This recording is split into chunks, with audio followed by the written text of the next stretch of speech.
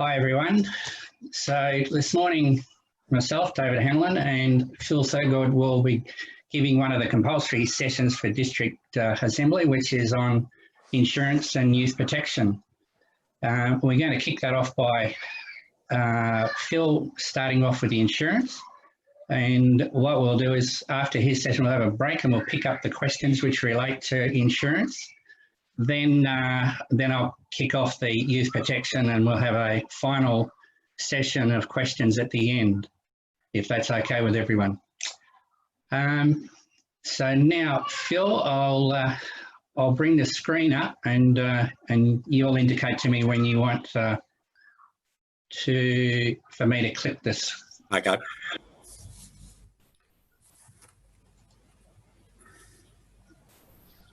Okay, good. Thanks, David. Good morning and welcome to everybody, and thank you for giving up your time. Must be in sunny Parkdale. It's a bit drizzly at the moment, but it's not too bad being in the office, I think. What I'll be doing is just giving a snapshot, really, of the insurance program that Rotary's got in place. We probably all agree that there's many facets to the running of a Rotary club, and in particular parts of that is good governance and compliance, and that's in particular where insurance sits. And after the particular presentation, you'll find that one of the major issues we all have is liability insurance, and in particular, whilst it's not an inspiring topic, it is crucial for all of our projects, both either locally or internationally. So if you can flick to the next one, David. And just as I mentioned, a snapshot, in essence, what my role is to be, in essence, a liaison between the insurance broker, which is Aon, clubs, the office bearers, and in particular any insurance officer within the club. We do need to have things like project activities, comments and statements, forms, risk forms sent in. I'll also be looking at issuing certificates of currency. I have now received all the certificate of currency for each club, and I will be distributing those out in particular over the next, probably the next week. And you may well be starting to get requests from various entities to provide the certificates of currency. Obviously, if there's any claim issue, then we want you to notify me as quickly as possible, and then we can steer you through whatever documentation is required. I'll also be available to assist in looking at managing any risk associated with any project or event that you may have. With regards to the insurance program, it is one of the most comprehensive insurance programs in regards to the Australian community not-for-profit organisation sector. Whilst that figure there of $26, I need to update that because it's no longer $26 per Rotarian, but it is a very, very cheap insurance program for an organisation like Rotary. If you jump to the next one, thanks, David. Just broadly, the type of policies that are in place, and I won't go into great depth of these. Some of them it's a bit more complex, but in essence, the property where we've got there, what they've got as 500,000, consequential was 25,000. These are the property insurance is relating to assets. In particular, we do have a number of clubs like Rosebud Rye who have a warehouse. There are some entities who have op shops and own the premises. For example, the Rotary Club of Greater Dandenong and Endeavour Hills have a house in a residential house in Endeavour Hills. And that sits around sort of about $600,000 or $700,000. So it sits above the limit under this particular policy, and hence we need to have that particular asset listed. And that comes, and I'll go through the documentation that needs to be submitted at a later stage. The public liability is probably the major one. We do have $50 million cover, but what is particularly unique about the Rotary program is we have a sexual molestation sublimit of $2 million. I've been doing insurance broking for 20 plus years.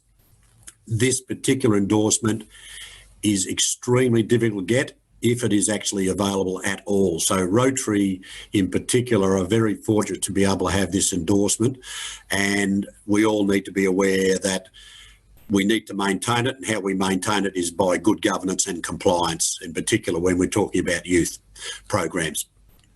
Personal accident travel, that's in regards to people getting injured, in regards to programs, projects, and in particular, we did have an unfortunate situation of 2 minor bike accidents on the ride to conference. And they're going to be looked at under that particular section. Then also travel insurance. What happens there is if it's connected to Rotary, then you are covered. Each Rotarian and spouse and dependent family can be covered whilst travelling to any conference or any particular, could be a reconnoitre of a project, but if it's linked to Rotary, then you can get travel insurance under this particular scheme. Association liability, again, that's looking at a variety of things. Could be professional indemnity, could be employment practices liability, and a couple of other types of additional covers. Motor vehicles, pretty straightforward. We do have trailers, we do have barbecue trailers, we do have vehicles. We also have extensive food facilities or food vans, and some of them up around $30,000 or $40,000 a pop. What we have automatically is $10,000 cover. So when we do our submissions, we need each club to advise if there's any particular vehicle over the value of $10,000. And then it gets noted. Crime, in essence, is going to be theft or embezzlement in regards to funds. Stallholders liability, again, we do markets, and sometimes there are stallholders who do have their own insurance, and we require the organisers to obtain a copy of their insurance. If not, for $6, they can be covered, and that organiser then submits that list of stallholders to one underwriting, or can come via me for the particular cover. Then there's also the additional accidental covers for death and capital benefits, and cyber. Cyber is becoming, and those who are involved in IT will understand the issues we've now got with cyber. Anything that's connected to the internet is a potential to be accessed. So we do have cover in regards to anything in relating to third-party damage or first-party damage via access through our systems. Next one, thanks, David. Who's insured? And it's broadly here, those with activities, charitable direction and finance are in a majority controlled by or affiliated with Australian Rotary Club, District Institute or Rotary International. The essence is there is the majority controlled. The Rotary insurance scheme relies on the Rotary Club to being the major body in organising or controlling. If it's not, then we need to know, and we need to look at what the connection is with that particular or other entity. Exclusions, we're looking at not covering councils, contractors, statutory authorities, paid volunteers, conference centres, halls, and then sporting events or venues, things like that. As it states there, strictly prohibited. If there's any question or query relating to any of those, certainly then refer them directly to me. I can then approach Aon, we can have a discussion, and then they can then refer it to the particular insurer. When we look at who's actually covered, we're talking about the districts, we're talking about the clubs, Rotary Act, Interact, and now Early Act in regards their organisations, and members of Rotary clubs, including spouses and de facto partners, volunteers, honorary members, host families, and prospective members, as in from the time of their membership that has been approved. So that's just broadly the cover of who the insureds are and who's covered. So next one, thanks, David. Again, just the insured participant is, and they define that. Again, it's in regards to an officially constituted Rotary activity, and it's not connected with anybody who's there who's going to get paid or has a benefit from attending to that particular event. Rotary assets insured. Again, mentioned before, we do have a number of clubs that do have buildings, do have contents, do have stock. All those are covered under the Industrial Special Risk Property Policy. Again, limited to 50,000 other than what is declared.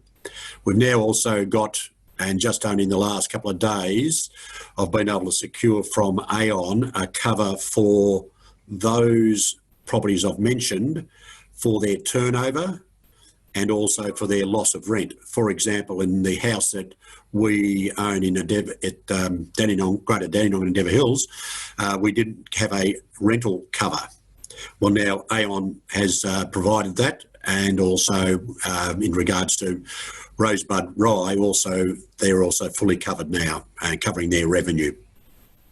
Motor vehicles, again, in essence, up to 10,000 automatically.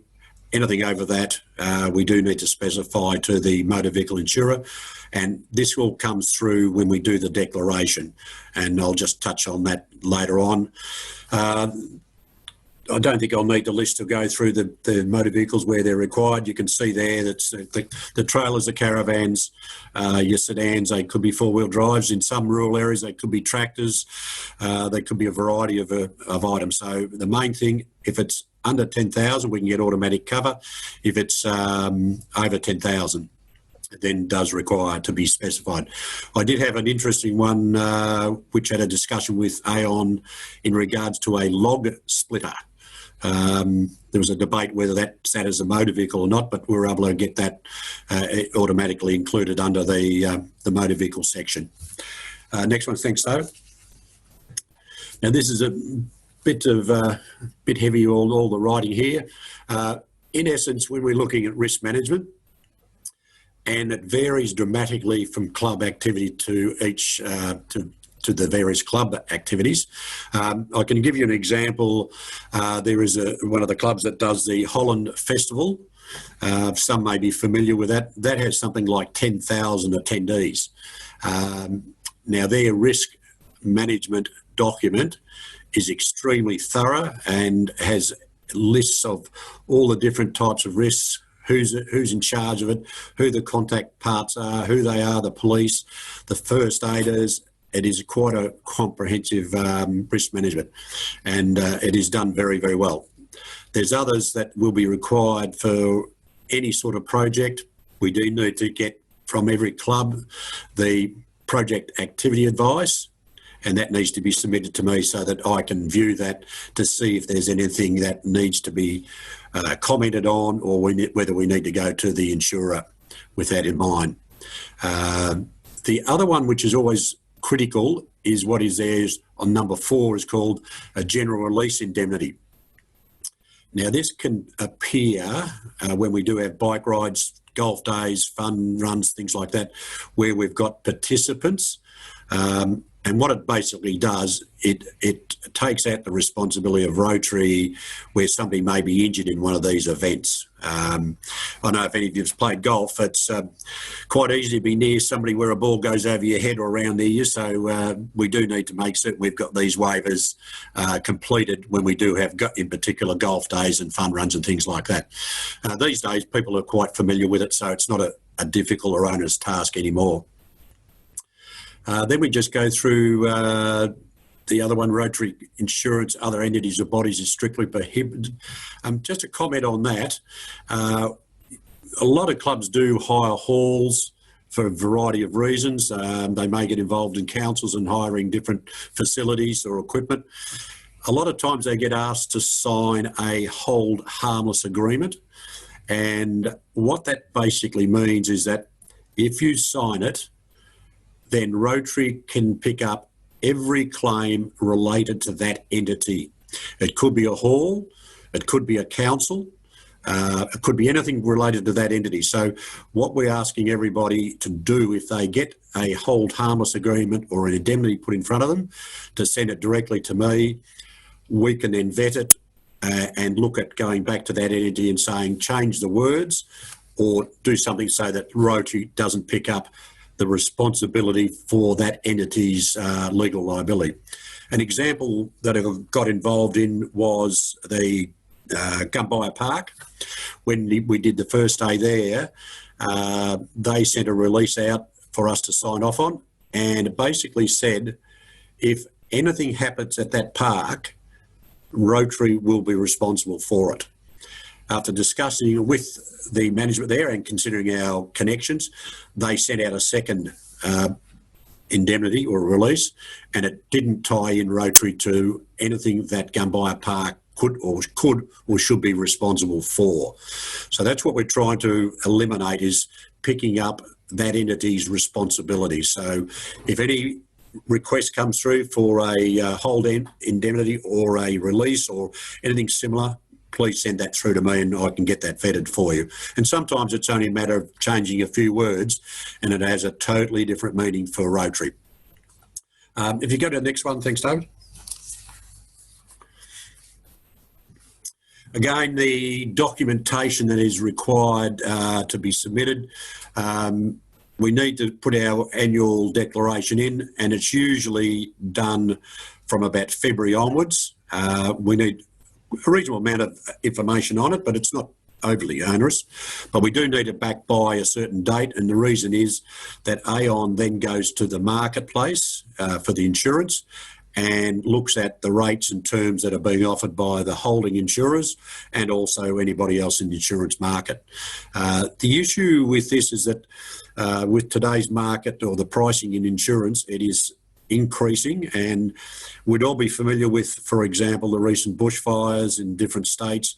There's been massive hail damage, there's been storms around the various states. All this has a bearing on our insurance premiums. So the more accurate we are with information we give the insurers, the better we are price-wise. With regards to a claim or an incident, again with that, we need to be told very quickly. The policies indicate, or the insurers require us to let them know as urgently as possible. And the comment I would make with that to any club member who's held responsible for a project or event or is the insurance officer is never admit liability either verbally or in writing.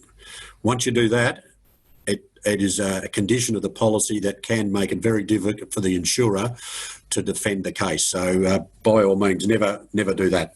At any stage, if you do have any queries relating to insurance, I'm available on email and also on mobile phone, and usually it gets to me, unfortunately, 24/7, so I'm always available. Next one, thanks, Dave. So again, some of the policies when we talk about claims made, these policies have to be current and we have to report the incident when it occurs. For example, if we know of an incident and don't report it, and it sits in the year 2019, 2020, and we're now in 2021, then that claim could be declined because they weren't advised when the incident occurred. So we need to notify the insurers when the claim is made or when we know there is an incident that is reportable. Far better to report an incident, nothing happens, than not report it at all. And fortunately enough, we're very fortunate that in the time in Rotary, over the Rotary years, there's been very few claims made. There's a number, but not high in volume at all. And I think part of that is due to the actual risk management that each club undertakes and the awareness of the insurances and what they need to do. If you go to the next one, thanks, Dave.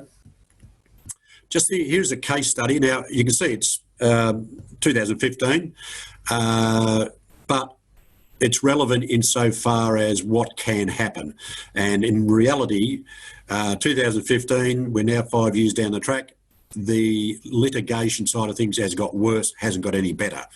As you can see, it's related to an event, a billy cart derby, that was going to be a fundraiser where somebody was coming down the hill, which seems to be pretty innocuous when you see the next photo, and she suffered injuries to her neck. Just go to the next one, thanks, Dave. And you'll see there, that's the actual picture probably doesn't depict how steep it is, but it does appear to be pretty innocuous. So you can see from there they're running down there, and there's another hill behind it further. Unfortunately, the person had an accident, and they did do a due diligence in looking at the hill and had some investigation on it. So it was pretty innocuous, really. But then you step into the next slide, and it gives us a bit more information on it. So here we have what happened when the billy cart failed. 2 broken vertebrae, soft tissue injuries, bruising, lacerations, psychological injury. So there, bit of a neck brace. So they say there was no risk assessment was carried out prior to that. Well, there was, but it wasn't elaborate. There was no evidence of a completed pro forma or a signed indemnity. And what I was looking at before, or mentioned before, when we have fun runs, bike rides, golf days, you do need to get every participant to sign off on that particular event. Again, no pro forma, so we're talking about not having enough documentation for the insurer to analyse it or to defend it. So the claim was lodged 2015, settled in 2016, predominantly under the personal accident side of things. As you can see, not much there, total 4,200. But it gets a bit more interesting as we go into the liability side of it. If you go to the next slide, thanks, Dave. So here comes the issue with litigation. All the list there of what the club failed to do, failed to warn the participants of the track was unsafe or not suitable for purpose, failed to provide instruction on the operation of a billy cart, and it goes on. Failed to provide warning signs. So far there was 9,200, but then you step into the next paragraphs and you see the insurer assessed the claim was going to be worth $460,000. Now, bear in mind, this is 2015, so that's certainly been increased subsequently to that. And you've got various costs of trials, and what the injured person was looking at future earnings. Because if someone is severely injured, you start looking at from their particular age, which let's say they're 35, they're going to claim up till 65. They want enough money for them to survive till 65 and beyond. So you can see where the figures start to get out into the hundreds of thousands and sometimes even into millions. So the next and the last comment was correspondence states the plaintiff's lawyers are claiming relief of $750,000 as a result of the negligence and or breach of duty by the defendant Rotary. Now, part of it, the issue was there wasn't enough documentation done, and as you can see by what they're claiming, their statements there, there's a number of issues that could have been avoided. It could have reduced the sum. It may not have stopped the particular event, but it certainly would have reduced the potential payout and things like that. If you jump to the next one, thanks, Dave. So going again, what we needed to do, we needed documentation so that the insurers can manage these liability claims, and they need risk assessment documents, incident reports, if there's any photos, whether it be, these days everybody's got a mobile phone, so now we can get people taking all sorts of things. So it's crucial. This is what can happen. Unfortunately enough, it doesn't happen very often, but it can happen. And the more we have risk management controls in place and everybody complying, then it is less likely to happen. So go to the next one. Thanks, David. Okay, so just in summary of just in regards to the liability issues, don't admit anything verbally or in writing. What we want people is to obviously be discreet in regards to any injury. If you're reporting or getting details, make certain you're specific with the information you've got hold of, and obviously provide full details. With all that information, we then would go back to the insurers. They might ask for additional information. They might ask for people to contact to do a review with them, but this is a starting point. So on essence, it is the major one that we are concerned with is the public and products liability to a lesser degree. Just the next one, thanks, David. So probably just, and again, it's a very brief snapshot of things. All these documents that we require are on the district website. They're available for the project activity advice statement, risk assessments. If it gets a bit more complex, we do have people to assist who have either done it before or who may be traffic management people or engineers who can assist us in regards a particular difficult project. So we do have good resources, so by all means, I'm always available, as I mentioned, either by email or by mobile. So I'll just move across then to any questions that anybody might have, or if you want to just have a break, David, for any time.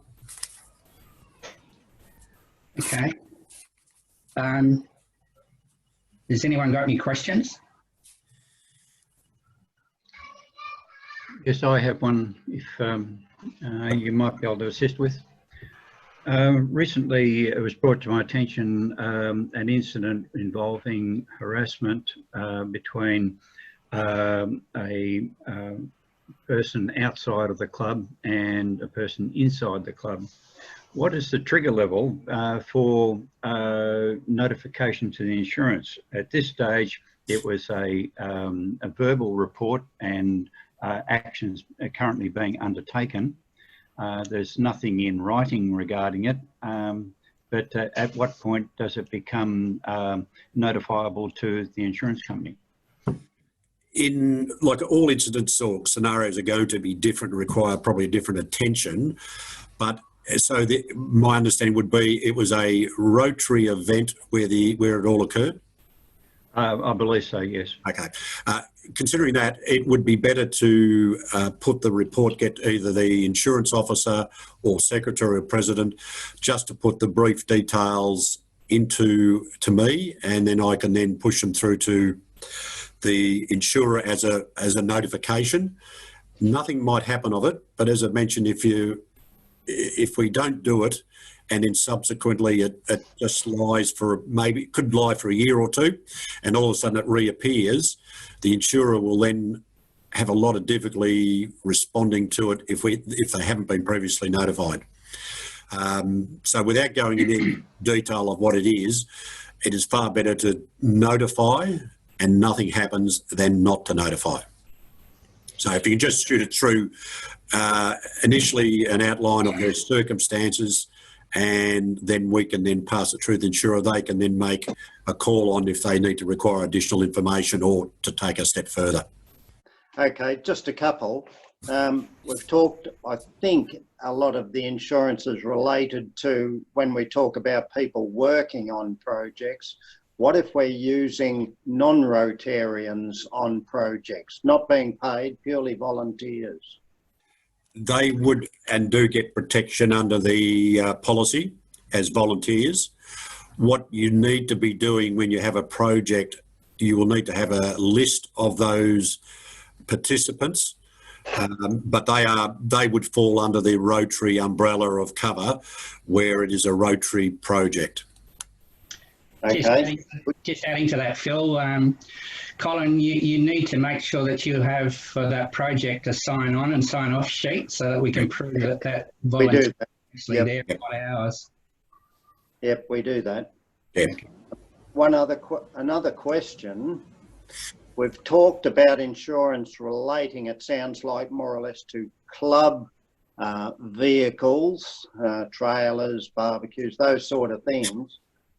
We quite often use trailers belonging to members, but they're not registered as club assets for carrying materials and so forth. And this playground program we're getting in, one of our members has built a trailer system for carrying playgrounds, but we will be using that, but it's registered in his name. It's his trailer.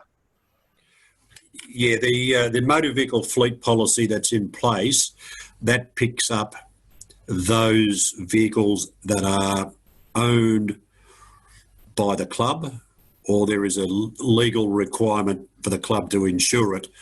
If it's owned by an individual, it may be well used in a Rotary project, the actual vehicle, trailer, whatever, would have its own insurance, and that's where it would sit. There may be, for example, if something came off the trailer and there was an injury sustained, then that it could possibly sit either under the motor vehicle liability, or they could also join Rotary in that sort of thing. But predominantly, if it's a vehicle owned by an individual, then they would need or would be required to have their own insurance in place. Okay, right. Okay, thank you. The alternative to that can be, I think there was one issue where it was a vehicle or a trailer was owned by an individual, but they were looking to assign it across to Rotary, and that would then pick up the insurance under the Rotary policy. How do you assign it? What's the well, in essence, they're basically going to put a legal document in place to say that the person has gifted or done something with the vehicle to send it across. Yep. Okay. So Rotary then, for all intents and purposes, becomes the legal owner of it. Right. Okay.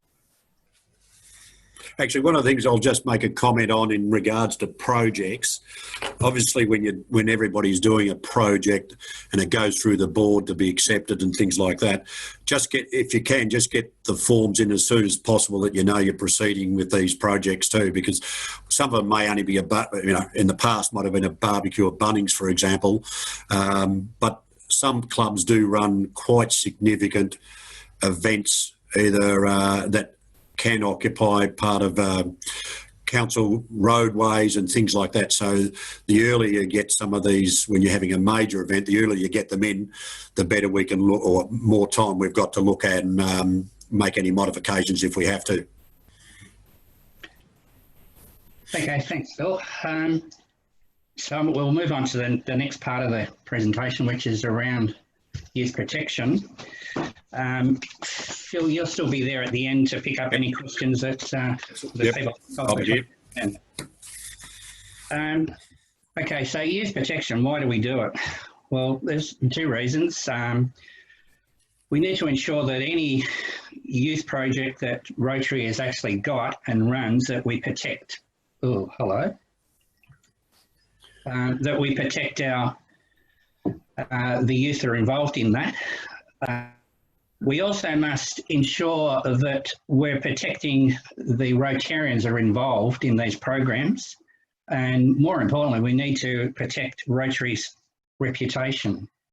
So that's why we've got detailed policies that have been developed by not only RI but district.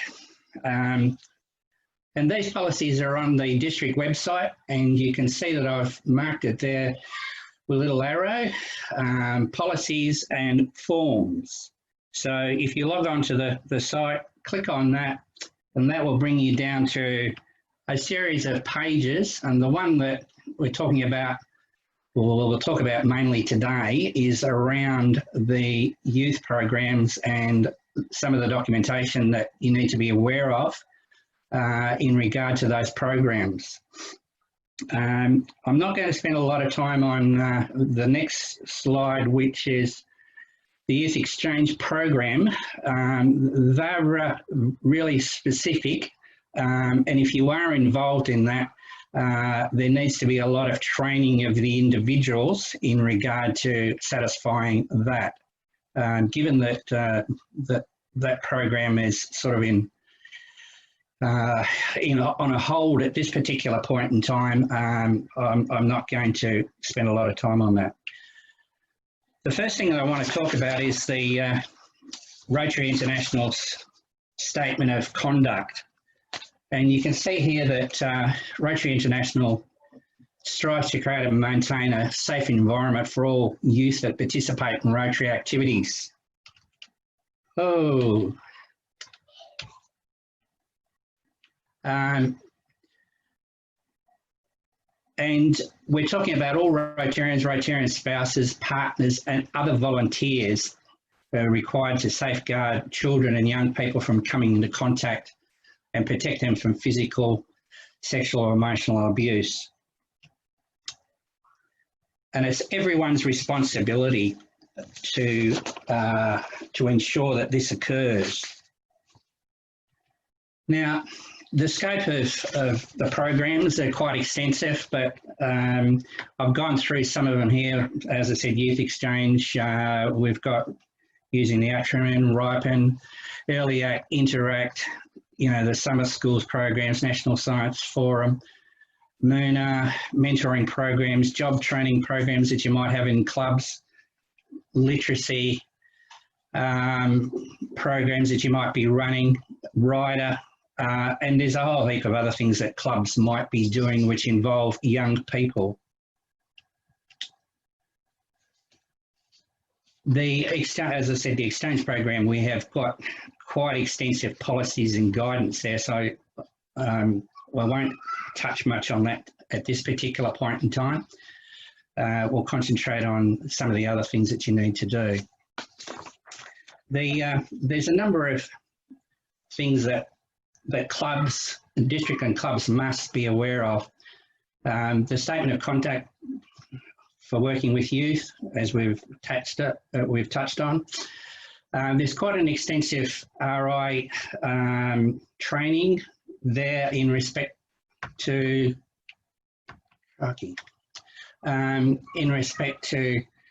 abuse and harassment prevention training, which is now on the RI Learning Centre, and I suggest that everyone take the opportunity to look at that. In Victoria, there's the Working with Children Act, there's the Commission for Children and Young People, and there's the Children's Safe Standards. The Working with Children card, which we require for anyone that is working with in any of the youth programs. But I must point out that this is only the starting point, because whilst the card might be issued, it is only saying that that person does not have a criminal record or report of professional misconduct at that particular time. They do specify that it's up to the responsibility of the organisation to assess the suitability of that person to work with children. So that is something that we as a district and clubs must do. You must be aware that there is 7 child safe standards which have been incorporated into the district's policies, which is a reason why we require clubs to follow those policies. Every club needs to ensure that they have their Rotarians and their volunteers complete the volunteer information and declaration form, formerly called a Form 3.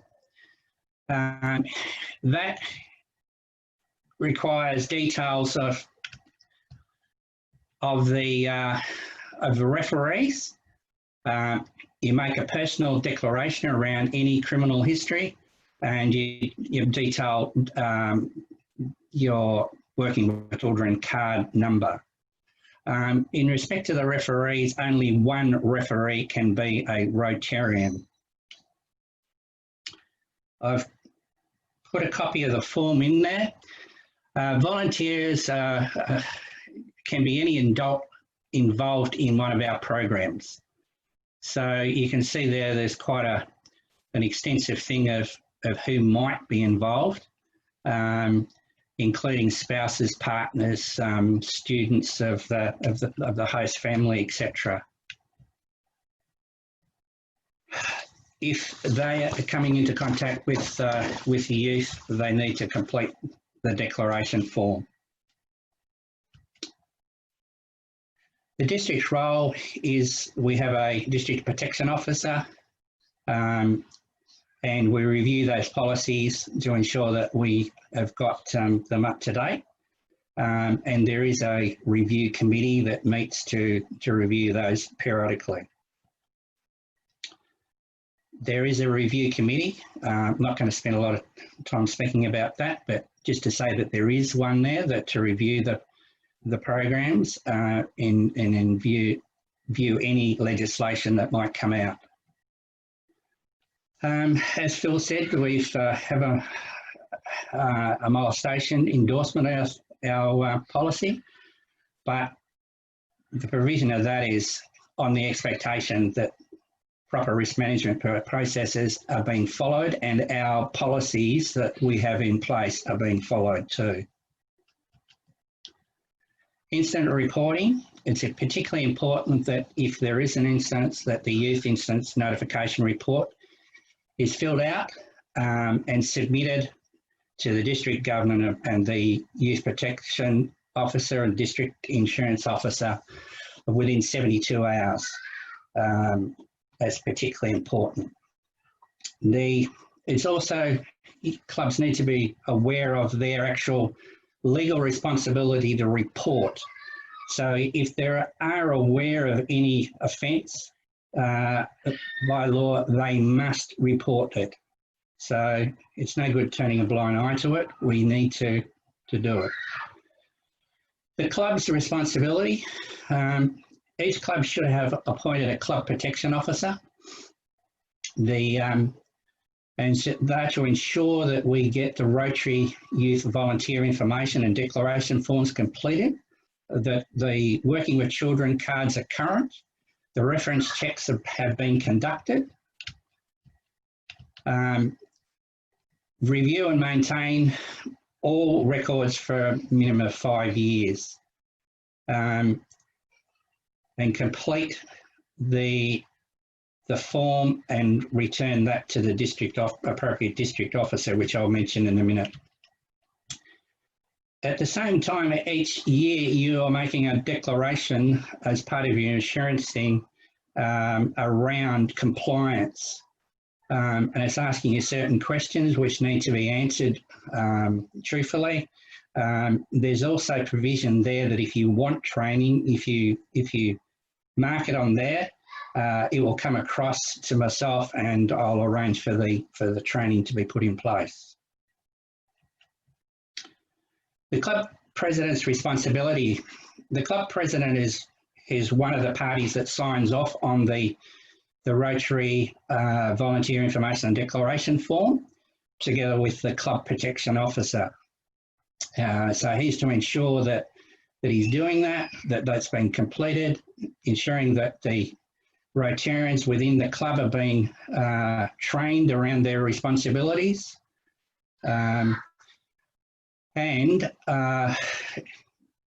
There is certainly requirements in respect to the youth exchange program, but I'm not going to detail those today. The club protection officer, as I said, within each club, he needs to ensure that the working with children cards are obtained, that the declarations have received, the screening of the volunteers occurs by doing the reference checking.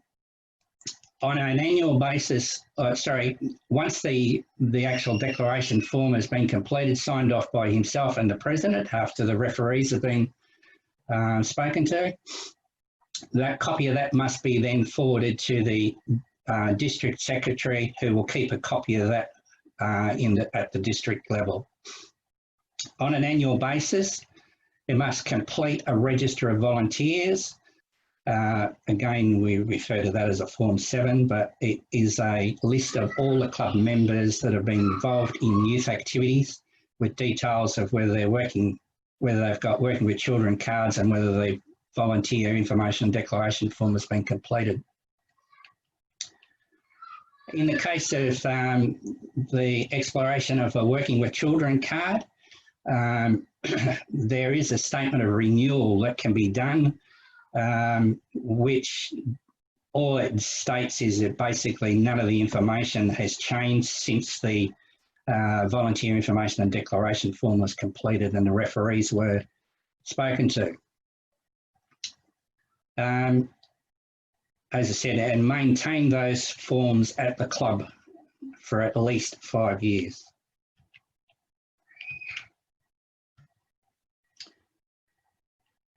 Now, if anyone has got exchange students or gets involved in the scheme as we go forward, they will need to look at the additional screening requirements that are required, and they are detailed in that on the district site. And that's probably about it from me. With I'll take any questions at this point. Just a comment with the documentation or the website. It's incumbent, I think, on everybody to actually go onto the website and read all the information available. There's a lot of information both on RI but also on in particular the district website. So that what you've just done is briefly shown what's available, but people need to read it. And if they've got any issues, ask the question of you, myself, or anybody else who may have more experience in that particular area. Yeah, thanks, Phil. I agree with that. The other thing is that I encourage everyone to go to the website. Don't use printed out copies because they can change from time to time. Whatever is on the website will be the most up-to-date response to any legislative changes, any changes that might have been asked by insurers, etc. So I encourage you to always go to the website for not only the instructions but also the forms. David, I've got a question, if I may. It's Yes. Paul Me here, Rotary Road High. With regard to the registration of volunteers, the Form 7, I understand that's submitted to District once a year. Yes, it should be sent at least once a year, but can I encourage you to, when you update that, so if you've got new members coming in, if you update it, please send it through. But we want it at least once a year. Right, that was going to be my next question, was, you know, member activity, hopefully new members during the year. But obviously you can send in an update of that if you have new members. Yes. Thank you. Actually, I'm surprised that someone hasn't raised the issue about what happens if a Rotarian refuses to sign the declaration. Yeah. What does happen? What does happen? They should not be involved in any youth activity at all. So it's fine. So there is a couple of little things that I suppose anyone that is a teacher, they have a working with children arrangement with the education department. Mark, I think they must notify the department if they are involved in any voluntary activities outside that. Police officers and JPs don't need to complete the declaration. Again, they must notify their administration of their involvement in these voluntary activities. The beauty of the Working with Children card, if completed for Rotary, is if for some reason there is a complaint or if the card expires, the club will be notified. But of course, if you're not the primary reason why the card was issued, you won't know. I've got one there, David. Yeah, go on. Sorry, I wasn't sure whether you heard me or not. I've got several members in my club who don't have, haven't completed the Form 3, and I don't think they've got a Working with Children. Is there an onus on the club to have all members complete the Form 3 and have a Working with Children, or is it quite okay just to potter along the way we are?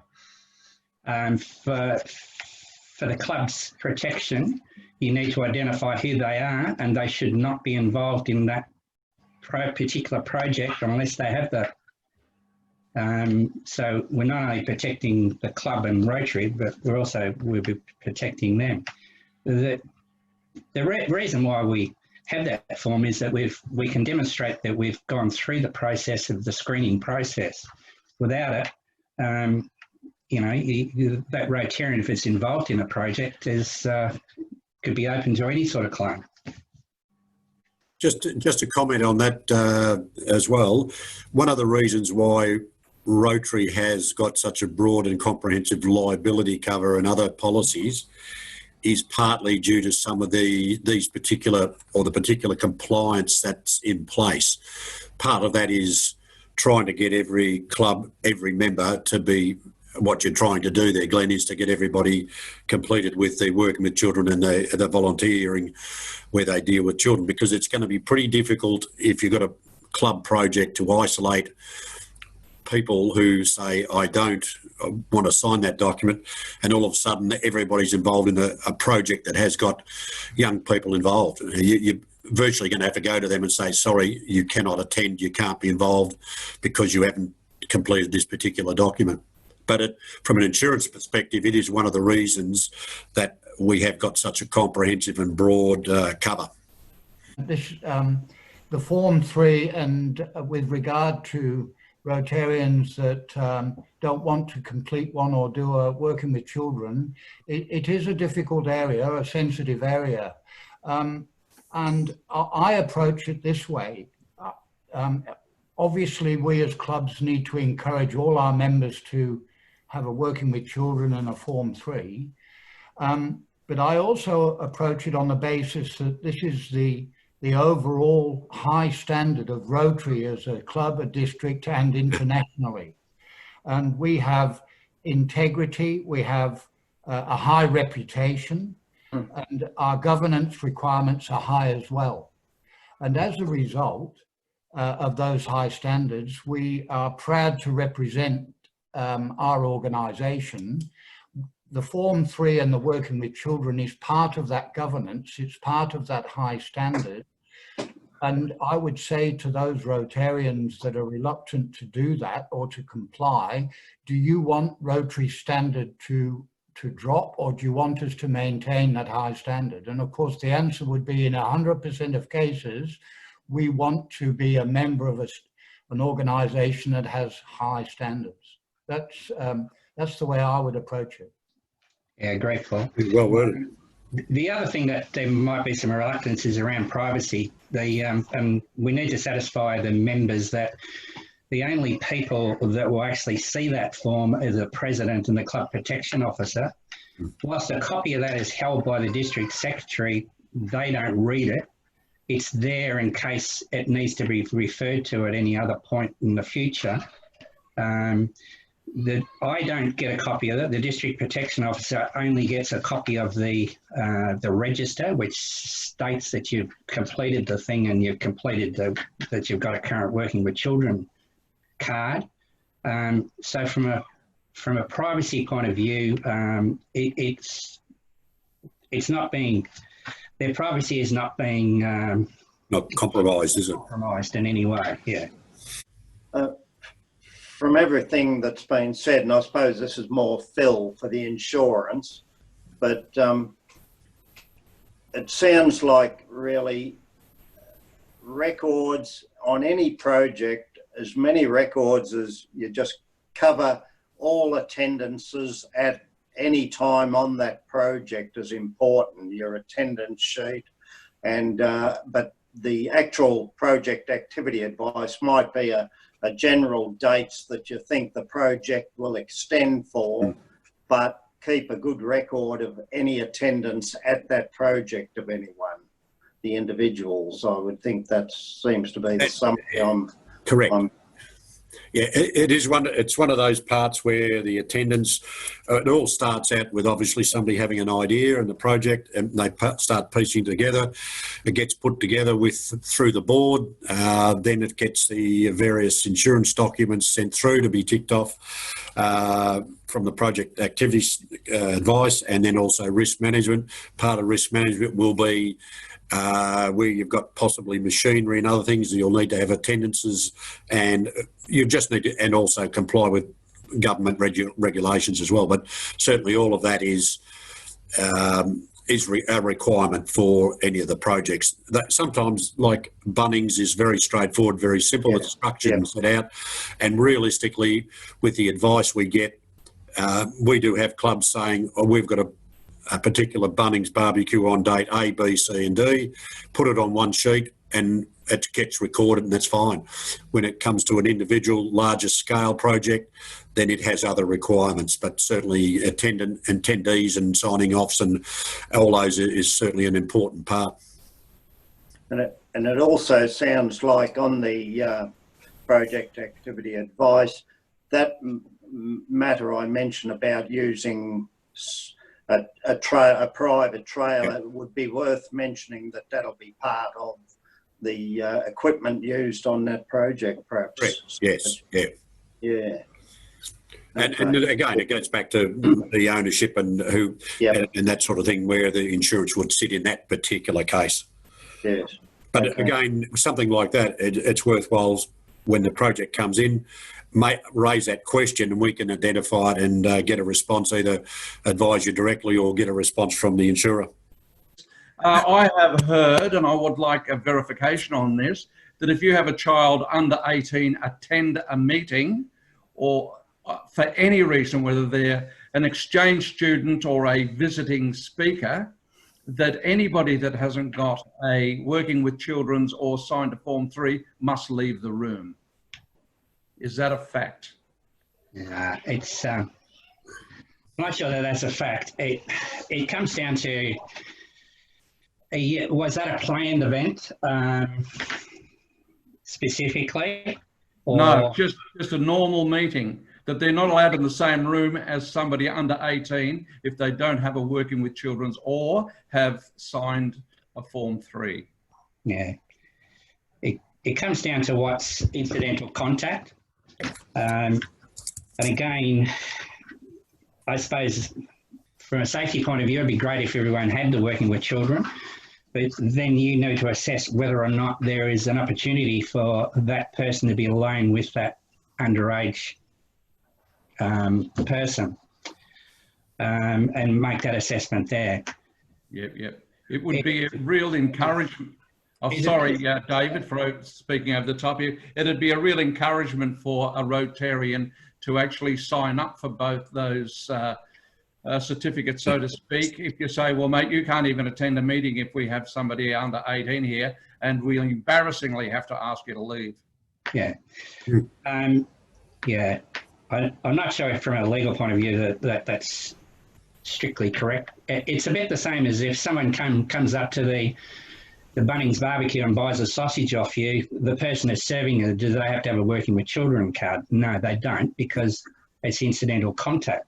Yeah. But if you were setting up a fairy floss booth at the market, and so you're principally selling to children, yes, you would. So, yeah. So, I think that I understand it. It's to do what you said, David. It's the incidental contact is supported, but where it gets out of incidental contact, like sitting beside an under 18-year-old in a club meeting environment, is okay. But if it revolves around a project where they could be having an activity that involves the under 18-year-old, then they are not to be involved in that project. No, exactly. Well, thank you, David. Thank you, Phil. I'd just like to pass on to DG Mark now to finish up. Yeah, thank you, Tim, and thank you, David and Phil. It's absolutely fantastic what you've done. You've taken quite a complex and at times controversial couple of subjects and explained it very easily for us to all understand.